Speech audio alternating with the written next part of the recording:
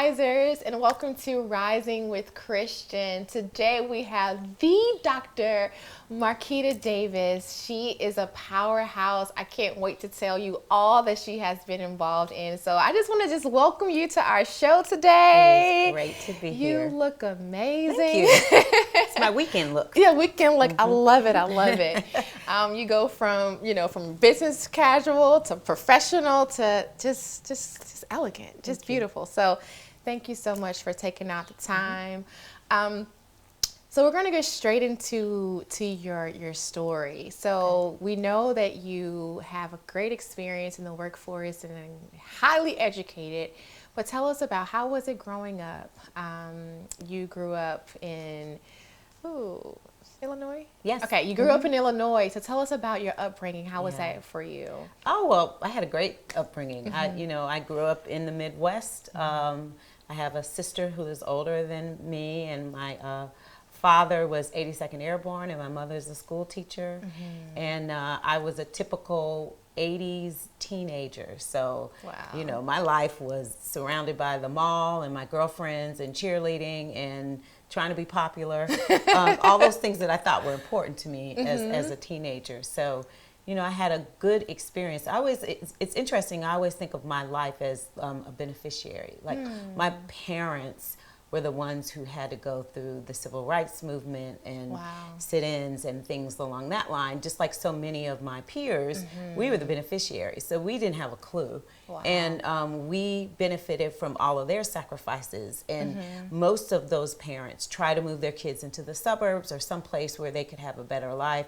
And we had a great life. Not a perfect life, of course, but being a Midwesterner, growing up there, I was just like any typical kid. Well, a little different because, I'm a black girl who knows how to ice skate, which is fun fact. Is different, growing up in the Midwest, and we used to bowl and just hang out. So I had a great life. That's wonderful. Yeah. So you had a very, very strong foundation.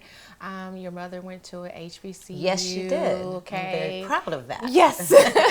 And as a graduate of Howard myself, I'm all for HBCU. So you have this childhood that has propelled you to go to higher education. So you've gotten your master's, you've gotten your PhD. So tell me about your mindset going through those various seasons attaining your higher education. So my mother went to an HBCU. She went to North Carolina Central. Oh, nice. And my grandfather went to North Carolina A&T, and my great-grandmother went to Fayetteville State. Wow. So I'm fourth generation college educated. Wow. So it was like when you're supposed to go to high school, you're supposed to go to college.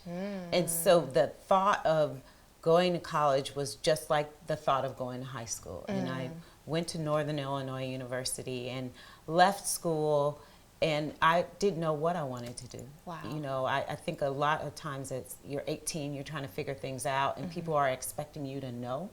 And from 18 to 21, you change so much. Yes, you do. And the things that you say that you want to do when you walk in those doors change by the time you leave. Right. And so for me, I said, well, I'm going to go get my master's because I have no clue what I want to do. And I knew that I wanted to go to an HBCU. So it was between Alabama A&M and Virginia State, of all places. And I picked Alabama A&M. I didn't know anyone there.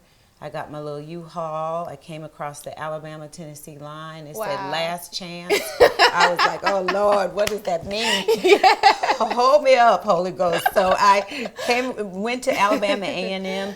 And so when I graduated from Alabama A&M with my master's degree, I thought I was the most marketable person in the world. I was a black woman with a master's degree, so I'm going to move to Atlanta. Wow. Well, there were a whole bunch of me's in Atlanta. There were lots of people with education, lots of black people with education, and there was no real place where I could find my way. And so I struggled. I mean, I lived with this woman. I couldn't figure it out. I was almost homeless, but I had my escort, so I figured if all else failed, I could leave in my car. Hey. And then I came back to Alabama, and my two mentors at Alabama A&M gave me a job. And through that job, I was able to get on my feet, and I moved to Birmingham and started working at the University of Montevallo.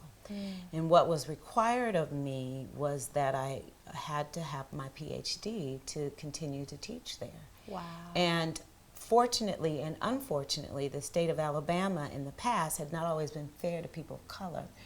And because universities had not been fair to professors of color, they were required by law through the Knight legislation that they paid for my PhD. Wow. And so they paid for my PhD, and I received my PhD while I was teaching at the University of Montevallo. Wow. Wow. So the PhD was a requirement. It was a requirement, It was a requirement. To be a professor. You had to have your PhD. Okay. And I had always thought about getting it, but this made a great opportunity for me, and they paid for it. I actually went to school full-time and worked full-time. And it took me 4 years to do it, and it was one of the hardest things I've ever done in my life. But if I'm nothing else, I'm resilient and I'm persistent, and I will push myself. Right. You may be smarter than me, but you're not going to outwork me. Listen, that's beautiful. So you're balancing, you know, teaching at the university. You're balancing a very rigorous program with your PhD. How did you continue to push through? Because it probably wasn't something, as you said, it wasn't on your radar. So how did you continue to push through? I'm just really determined. Yeah. And I cried a lot. Okay. And I prayed a lot. Okay. I know that my faith helped push me through, because I surely just did not have the capacity to do it on my own. And but I knew that if I wanted to do anything beyond even the university, that PhD was going to make me marketable.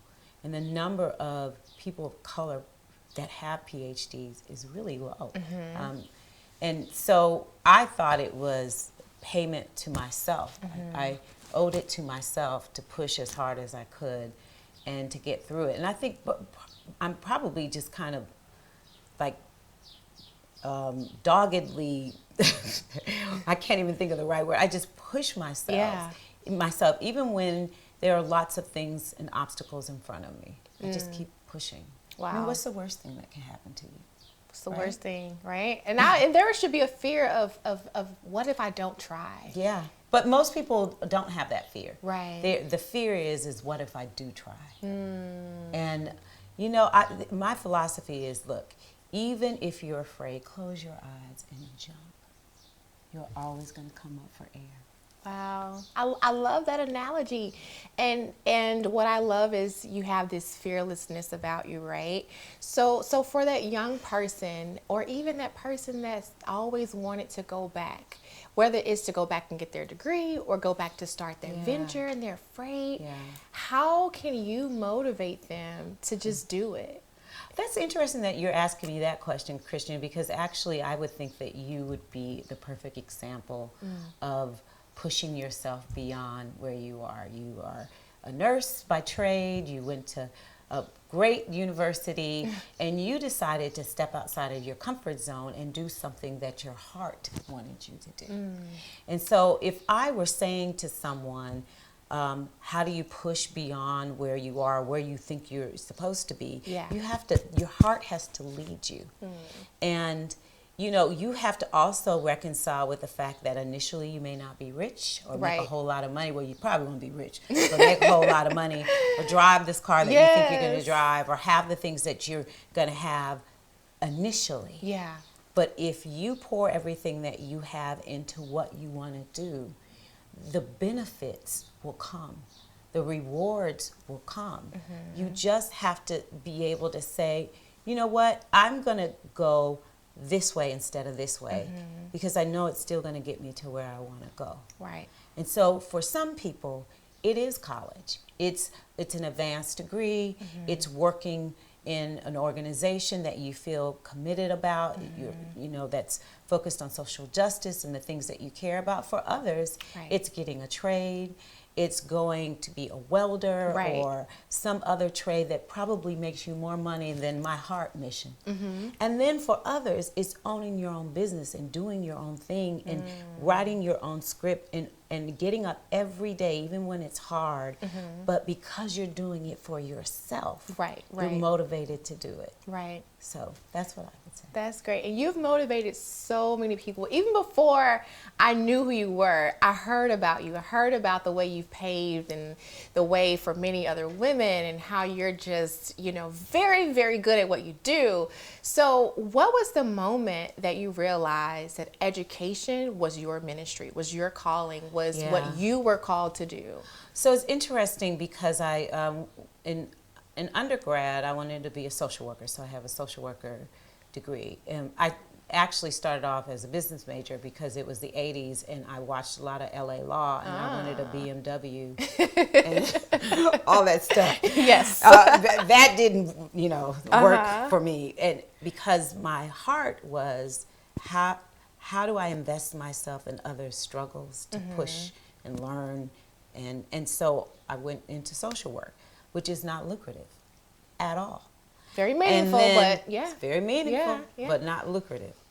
So I left social work, and when I went to graduate school, I picked another area that wasn't lucrative. It was human development, family studies, child development, because again, I'm deeply concerned about the welfare of people. I am driven by social justice, and if we're going to have conversations about what's best for kids of color or families of color, I at least want to be at the table when those decisions are being made. Right.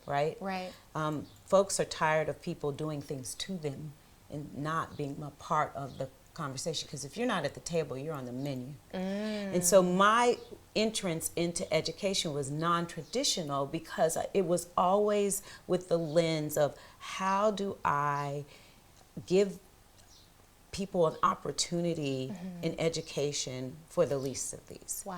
And so once I finished, and in between finished my PhD, which was in early childhood. Thank you for reminding me. Early childhood education. I went and I was the executive director of a Head Start program, which was perfect for me because Head Start is all about young children and their families and educating low-income children and ensuring that they have a quality early learning experience. They deserve it.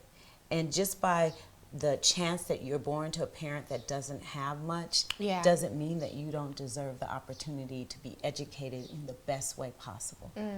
And so again, it still has this slant towards social justice and empowering people of color that I care about. Wonderful. And so it has just been part of my life's work. Even at the Gates Foundation, we're concerned about young kids who are experiencing poverty.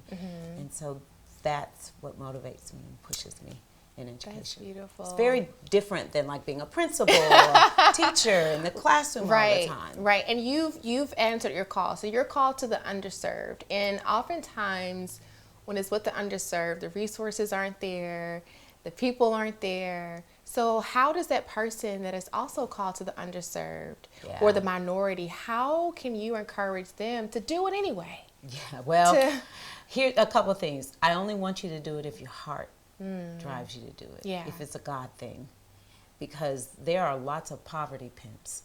There are lots of people who work on issues. Say that again. There are lots of poverty pimps. There are lots of people who work at nonprofits that are supposed to serve families that are poor, and it is better for those families to stay in that condition because then they will never, move out, and you will always have a job. Your goal should always be, how do I help people push beyond where they are? Maybe in our lifetime, like the Bible said, that the poor will always be with us. But if you are being authentic about your work, then your mantra is that the poor will not always be with us, and that you keep pushing and you keep giving them voice and opportunity. And so I think that's important. That is important. And it's also important with answering the seasons of life that you're in. So you were a wonderful professor. Tell us about the transition after that. After being a professor. So I'm a Generation X person. We have lots of jobs. Yes. I she's a powerhouse, so let's hear what she... Lots of jobs. So when I actually left teaching, and I commuted from Birmingham to Huntsville for 2 years. That's like an hour and a half, right? 2 hours, hour and a half? Yeah. For 2 years. For 2 years. And I worked for the Cooperative Extension System. And a lot of people don't know what that is, but it's affiliated with HBCUs and ag-based schools like Auburn and Alabama A&M and Tuskegee. Yeah. And I was over family issues and children and families issues. And then when I left there, I came back to work at a community college, and I was an administrator at a community college, and then left there, and ended up being over the largest Head Start program in the state of Alabama. JCCEO. JCCEO, Yeah. Head Start, Early Head Start. I had 1,500 children, 18 sites, 350 employees, $16 million budget. I was in my 30s. Wow. There were days I didn't know what I was doing. Wow. It paid to have good mentors. It paid to be able to ask people who would tell you the truth about how you are showing up. And I had a really good boss who helped me. And then when I was there, I went to a meeting in Montgomery, and it was about the state pushing pre-K. And at that meeting, I showed up to represent Head Start. And when I left, I got a call from Governor Riley at the time, and he wanted to know if I was interested in coming and working at the state. And I'm a drama queen, so I was like, I just don't know. And, I had to do all that drama. And then I started working for Governor Riley for about 3 years. And then when he left, I worked for Governor Bentley, also as the Commissioner for Children's Affairs. And then about a year in, he called me and asked me if I would consider being the finance director for the state of Alabama. So I became the first black woman in the state's history to be the finance director for the state. And that was the bomb.com moment. I hope you wrote that down. I was going to ask you. So I recall I was been reading your story. So when he called you into the office and said, hey, I want you to do something you've never done, what was their reaction? How did you develop the strength and the power to say yes? Well, the first thing I said to him is that I needed to think about it. Yeah. And I told him I needed to pray about it. And I needed time because I knew that people were going to say, I only got it because I was black and because I was a woman. Right. Not a cute black woman. But you are black and a woman. Yeah. And I had to be ready for whatever that was. I mean, Alabama is what it is. Yeah. And so I took a whole week. Wow. And I prayed about it. And I really prayed about it. And I decided whatever I don't know, I can learn. And even when he asked me, he said to me, I trust you. You're a leader. You understand budgets. The rest you can learn. And God was in that moment because he surrounded me with people who didn't have to trust me or give any or sow anything into me, and they in fact did. Wow. And so for the places where I wasn't sure, they were sure. Wow. And whenever there was a moment we were in front of cameras and I didn't understand a certain budget line item, that person was there. Or a reporter that I befriended would never push beyond where he knew that I may not know the answer. Wow. Or he would then embed some of the answers. It was just an amazing experience. It was also very hard. There were times I would walk into a room, I would be the only woman and the only black person. And it was old white men and young black girl. Yeah, girl. And I'm in charge of the money. Wow. There was even an instance where one of a former judge who will remain nameless came in. You have to come in and you have to talk about your budget. And we have this long table, and I would sit in the front, and everyone would sit around. He refused to sit at the table with me. So he sat behind me so he could stare at me or intimidate me. I wasn't moved at all. Wow. How did you develop this fierceness about you? It was just like, I mean, What It's is it gonna intimidating, yeah. It can be intimidating. Yeah. It is absolutely intimidating. There were lots of times I was scared, but I just kept pushing through it. I just kept pushing through it. What is the worst that could happen? Right. I've been embarrassed before. I've been rejected before. I've been hurt before. What I'm not going to die sitting there if someone refuses to sit with me, or if I don't know something. Yeah. I'm not going to die. Yeah. I can recover. I can pick myself up. I can answer the questions later. And so I just had decided that I'm going to make it through this moment, and I'm going to do the best job that I can do, but I'm also not going to be a pushover. You're not going to talk to me any way that you want to. Isn't that what black folks say? You don't get to talk to me any way you want to. Right. And so and it was how I carried, but I was humble, and I was gracious, and I treated everyone with respect because that's how I wanted to be treated. Yeah, I think that it's absolutely amazing. I'm from Alabama, and I know how Alabama is. But I really do like Alabama. You like Alabama? I do like Alabama. Let me tell you why. Yeah, tell me. I think the thing that I find interesting being a Midwestern to moving to Alabama is that I think Alabama is a place where they are very aware of the history of that state. And in the spaces where I've been, particularly Birmingham, there were conscious efforts made to dismantle the past. That's good. And not only from black people and white people and Jewish people.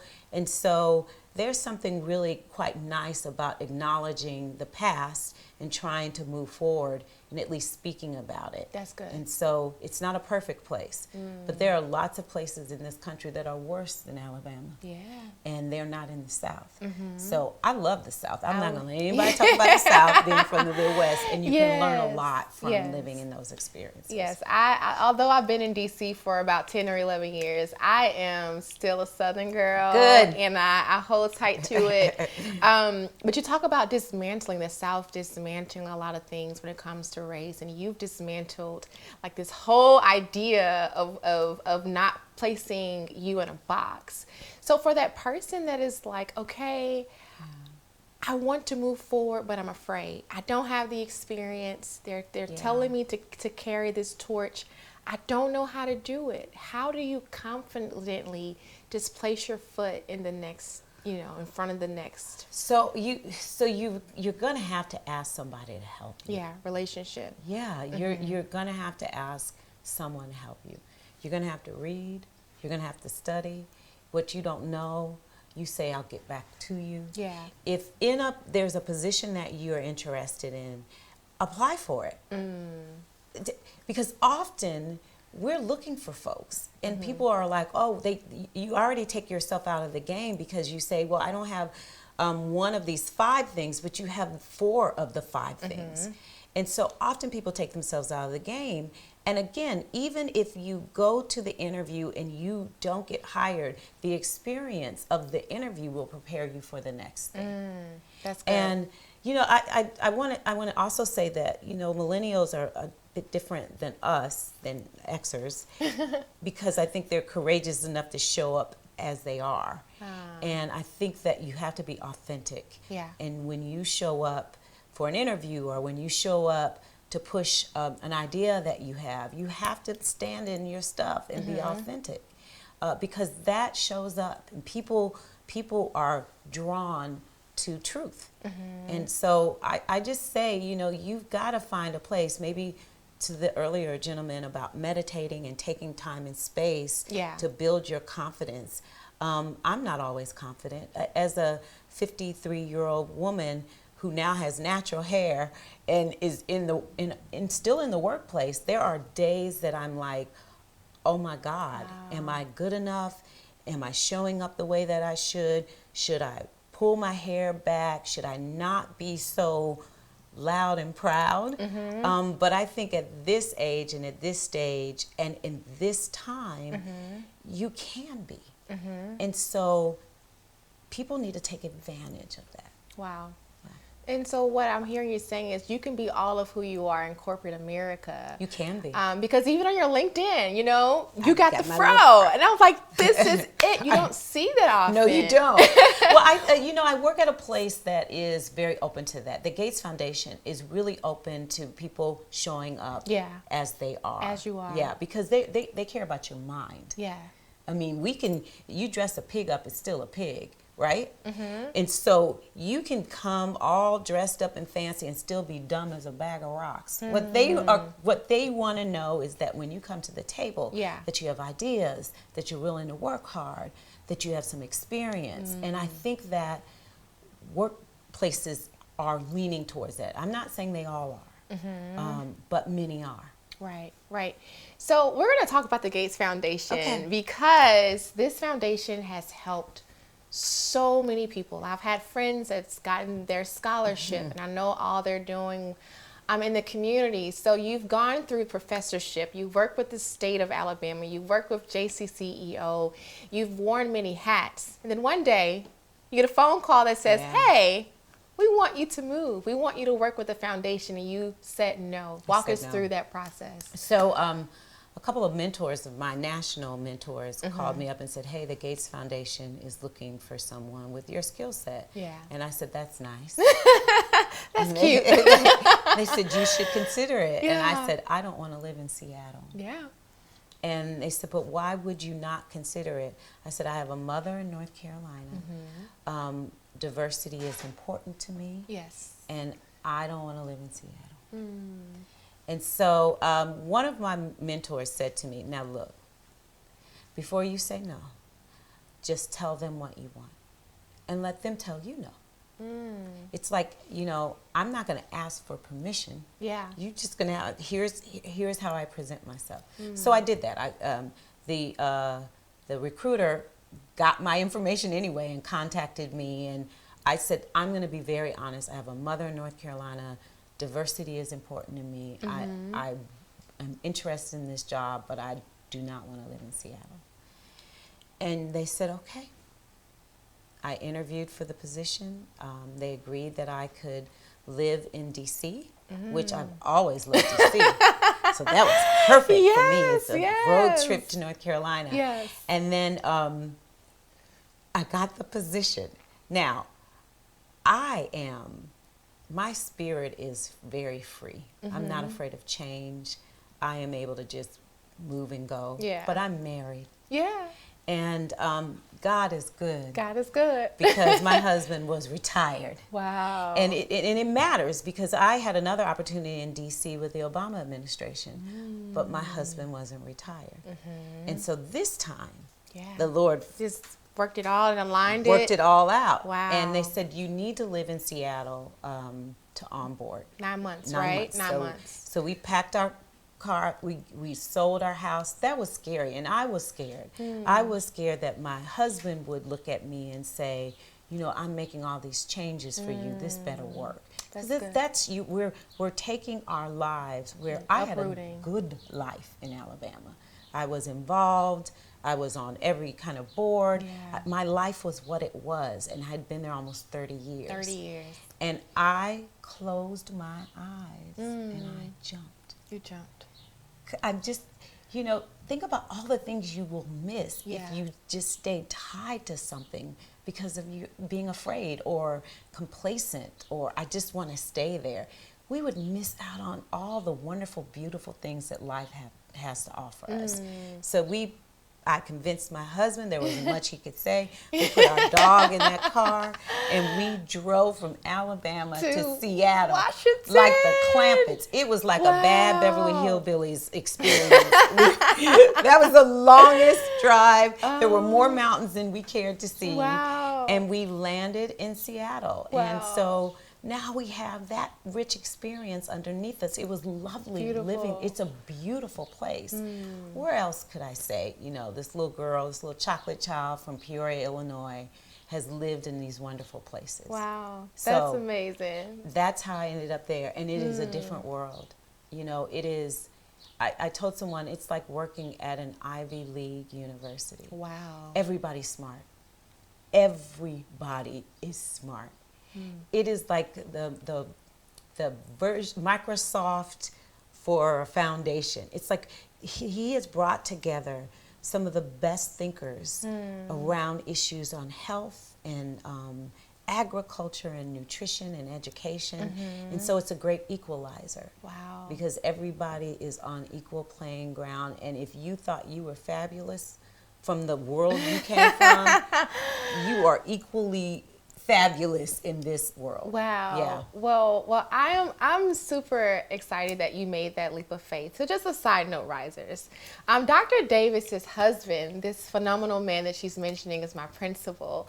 He was my principal in Alabama, 7th and 8th grade. And he's crazy about it. And I'm crazy about him. And so I remember when he was making the transition, and I remember when you all were packing up, and I remember just the excitement that you all had. But that is a testimony of the power of education and the power of impact and the power that both of your worlds make in the lives of children. And so do you see that impact daily? I know that you're in the foundation, but how does it affect the outside the four walls? So I will admit that one of the things that I miss is being able to touch it and feel it and see it. You know, I'm in a place now where I feel like I'm called to be there, because often there are people trying to solve issues for people who look like me, but there are never people who look like me at the table. Wow.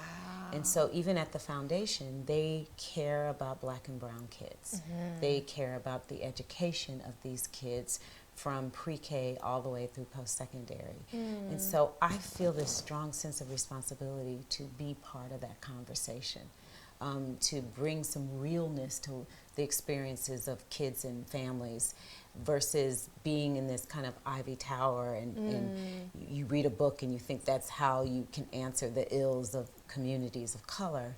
And so while I don't get to be as close to the work as I used to be, I feel like you have to have people in different levels of the work to ensure that those who are touching the work have fairness and opportunity that they wouldn't have.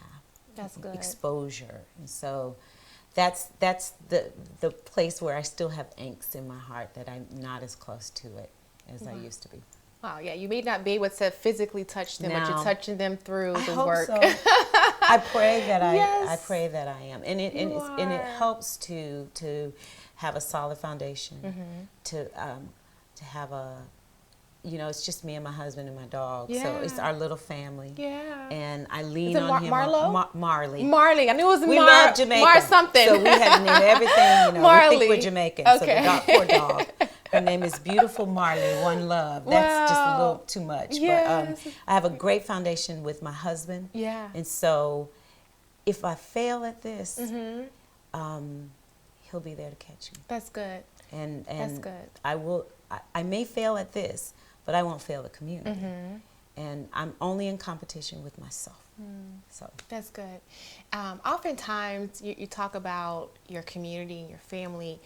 We feel as if we have to choose one over the other. So I don't think in this that we have like this perfect balance. But how do you, because you travel, you know, you all are always traveling, you're constantly creating memories. How do you develop this balance that works for you all, and to be very intentional? So for that person that's juggling a lot and just feel like they're losing their friendships, or they can't connect with their parents, or how do you intentionally wake up every single day to say, I'm going to make sure I cater to all of me and not just the professional? So at first I didn't do a good job. Okay. I was work. As I was adjusting to, I was in Seattle every month, flying back and forth. I reached 75K quickly. Yeah.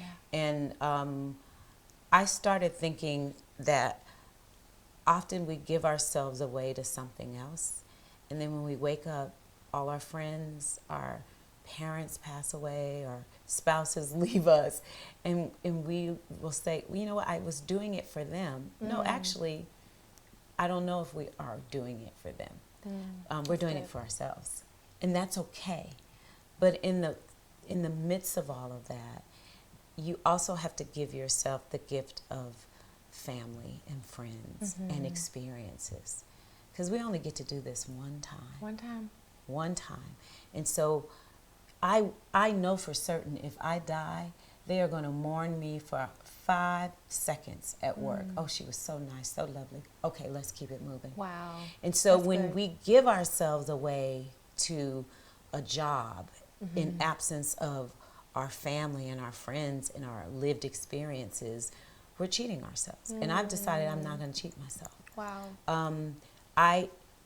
The person that I am is not defined by my salary. That took me a long time. I like that. It took me a long, like long time, that. because I was like, you better make. I like just that. showed you I'm dating you. You had to make 30,000 if you were 30. For each age, you had to make a certain amount, and then you needed to double that. Yeah. And I always thought that I was better if I made this amount of money. And then and my husband always told me, you're never going to be satisfied, because even when you get to that, you're going to say, well, I need to make this. And why not make this? Because I'm so driven. Yeah, yeah. And I woke up one day and thought, I have this really great job that has unlimited vacation, unlimited leave. Wow. And unlimited too. Unlimited. And I really like being with my husband. And so I want to hang out with you.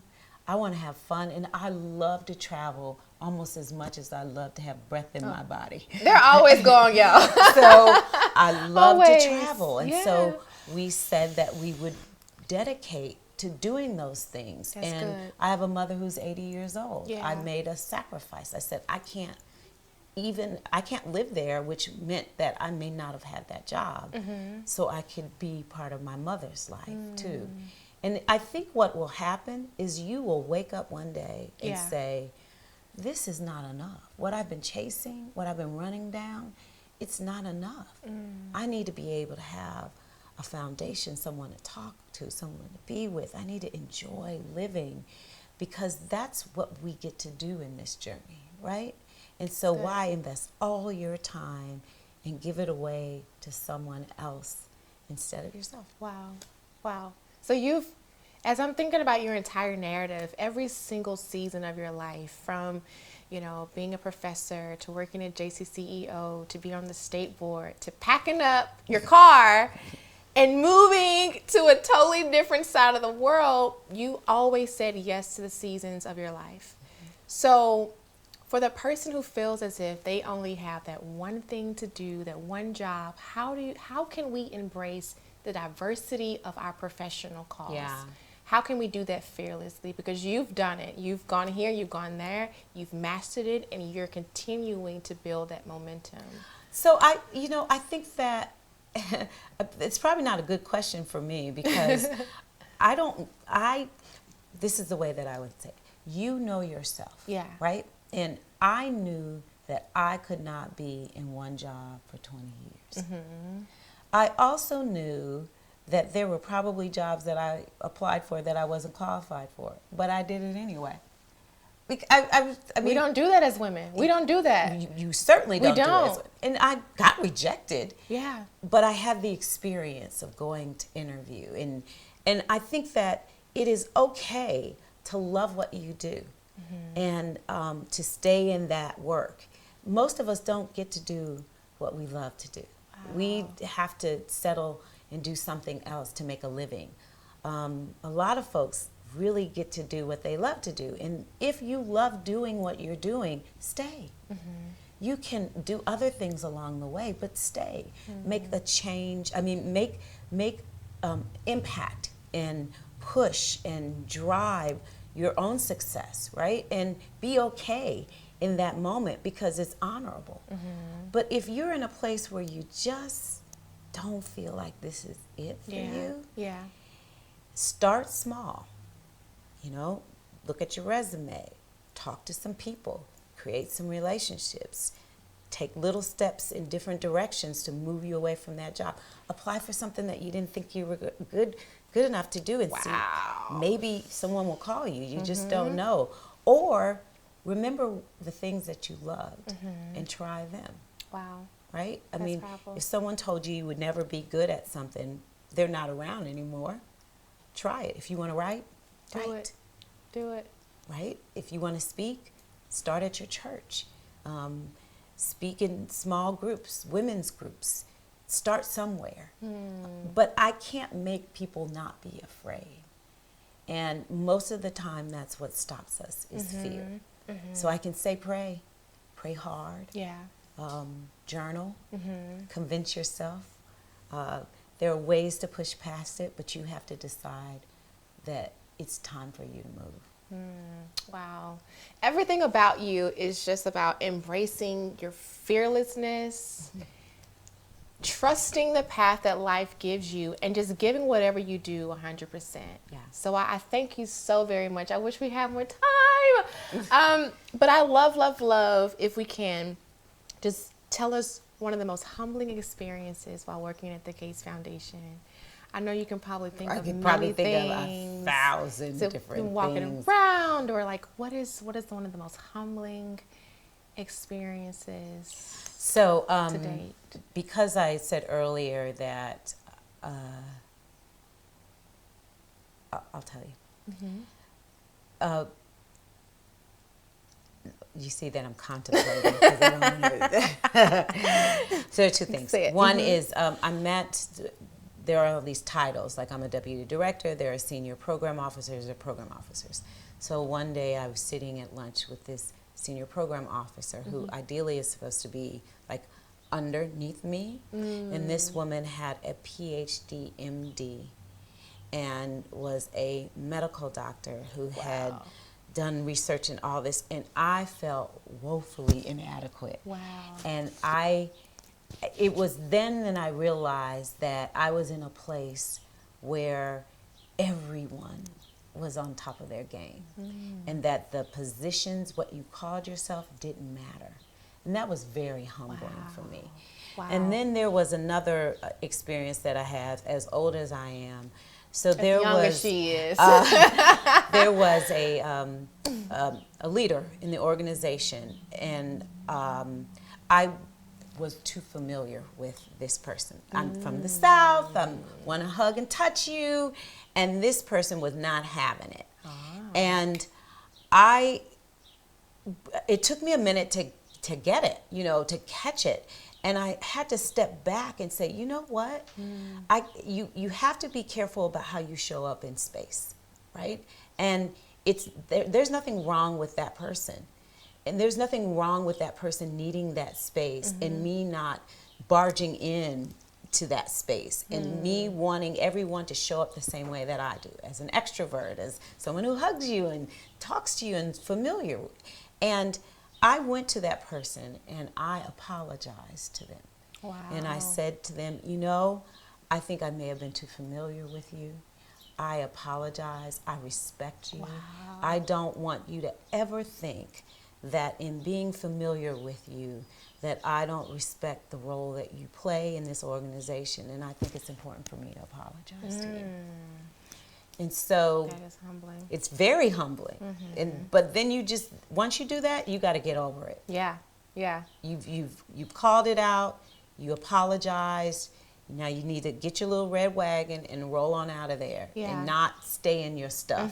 Don't bake in it too long. Right, and just reset. Just reset. So Just pretty reset. much is roll with the punches and humble yourself when you have to. when needed. That is beautiful. So I like to end every oh my goodness, I just enjoyed our time together. I like to end every interview with the question of, how can you motivate others to rise? What is that one thing? What is that one quote? What is that one mindset, that thought? So when someone wants to throw in the towel, Trust yourself. trust yourself. Trust yourself. Give yourself space to believe in you. Trust yourself. That's good. All right, risers. Well, I hope that you have enjoyed Dr. Davis as much as I have. As you all continue to rise, remember to trust yourself. And would you like for them to follow you on social media? How can they connect with you? How can they stay connected? I have an Instagram page. She has Instagram. But I have no idea what the address is. Okay, don't worry. Or Twitter. I'll make it available for you. Wow. Well, I will make it available for you all. Thank you so much again for rising with me. All right. God bless everybody.